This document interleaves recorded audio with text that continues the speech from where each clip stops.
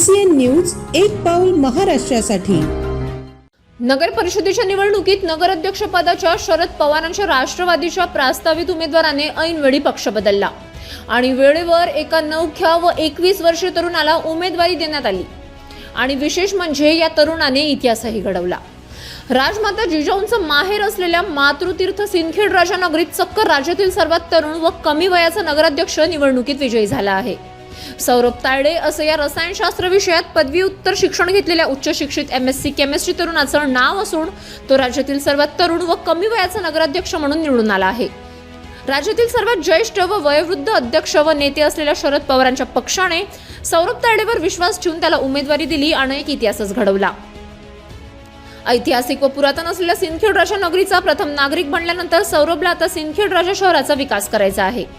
विरोधात अनुभवी व धनाढ्य उमेदवार असूनही अतिशय आत्मविश्वासाने ही निवडणूक लढलो व जिंकलो अशी भावना सौरभची आहे। विशेष म्हणजे या निवडणुकीत सिंदखेड राजा शहरात दोन्ही राष्ट्रवादीसह शिंदे यांची शिवसेना आमनेसामने होती। सिंदखेड राजा येथे उपमुख्यमंत्री एकनाथ शिंदे यांची प्रचार सभाही झाली होती। या उलट शरद पवारांच्या राष्ट्रवादी पक्षाची कुठलीही सभा व नेता प्रचाराला सिंदखेड राजा नगरीत आले रिटेक। या उलट शरद पवारांच्या राष्ट्रवादी पक्षाचा कुठलाही सभा व नेता प्रचाराला सिंदखेड राजा नगरीत आलेले नव्हते। मात्र तरीही सौरभ तायडे यांनी बाजी मारत एक इतिहास घडवला आहे। विशेष म्हणजे शिक्षण घेत असलेल्या सौरभ तायडेची परवा शिक्षणशास्त्र पदव्युत्तर परीक्षा आहे। सिंदखेड राजा नगरीत तरुणांसाठी विशेष कार्य करायचं अशी भावना सौरभ तायडेची आहे।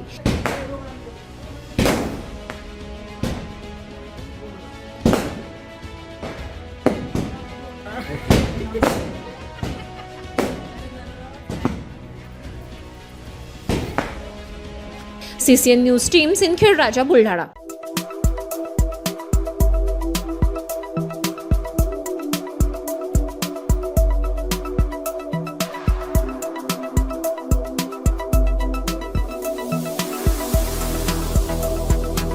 तसेच आपल्या भागातील महत्त्वाच्या बातम्या पाहण्यासाठी CCN न्यूज डेस्क चॅनलला सबस्क्राइब करा आणि बेल आयकॉन प्रेस करा।